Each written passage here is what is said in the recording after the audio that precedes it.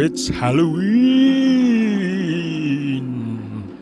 So watch me paint this picture of the Simpsons, this scary picture from one of their classic Treehouse of Horror Halloween special episodes. Ooh. And as a form of audio, I'll tell you a scary story to go along with it. So strap in, get comfortable, have an adult diaper on in case you piss all over yourself from the terror and the horror of this gruesome tale.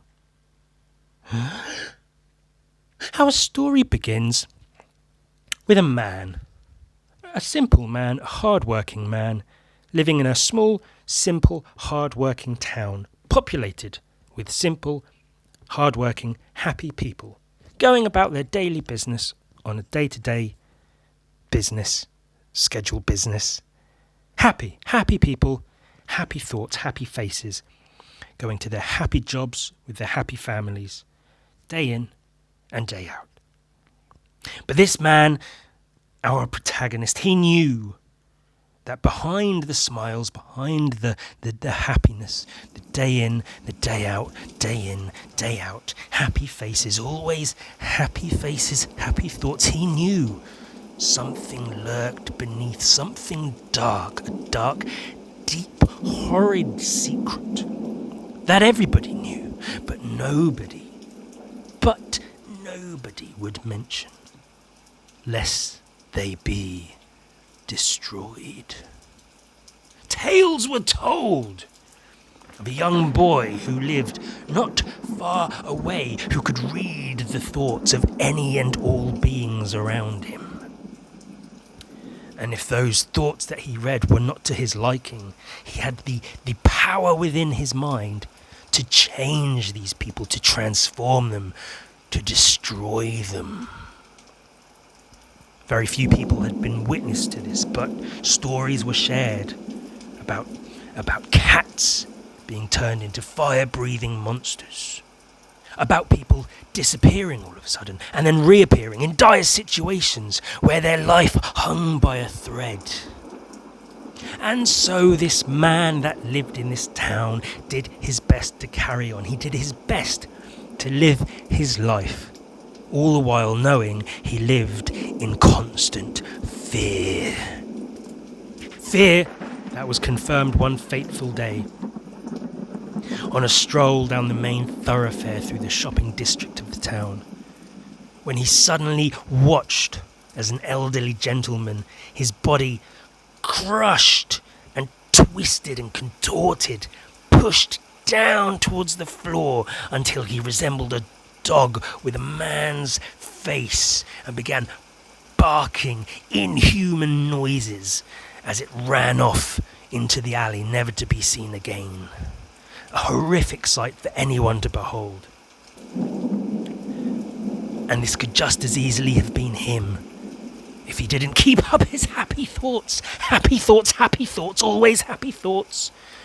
All he could do was think, oh, I'm glad that happened. I'm glad the young boy with these powers was able to do this to this old man. And I'm glad it wasn't me. He tried to escape. He did. He did his best to leave. He wondered, if this boy has this power, maybe the further from the boy I get, the further from these dangers I will be. He tried to escape. He left town, into the woods, a small cabin his grandparents had owned, and things were okay for a few days, until he was watching a sports game on the television, in which the ball had turned into a fat middle-aged man and hit the goalpost with a thung, and the man collapsed on the ground. The audience watched stunned. The commentators were aware of what happened. This man allegedly was the boy's father, who he'd transported with his mind onto the field. He knew there was no escape. There was no way out. He thought about ending it all. He thought about taking his own life. But he was just a simple, hard-working man. And the fear of it all weighed on him, and he could not bring himself to do it. So what could he do?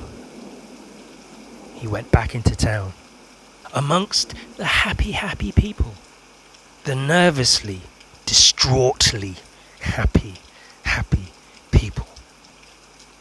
He went back to work, lived his life, lived in fear, knowing that at any moment it could all come to an end. And then a dark, stormy night, while he worked away, a quiet night, surrounded by happy people. Not much could be said to be going on. Few reports of the boy's horrific acts had come in of late. Until the phone rang. His hand shaking nervously as he reached for the receiver.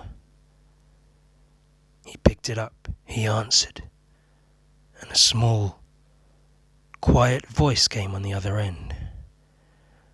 He knew what he had to do. I'm a stupid moron with an ugly face and a big butt, and my butt smells, and I like to kiss my own butt.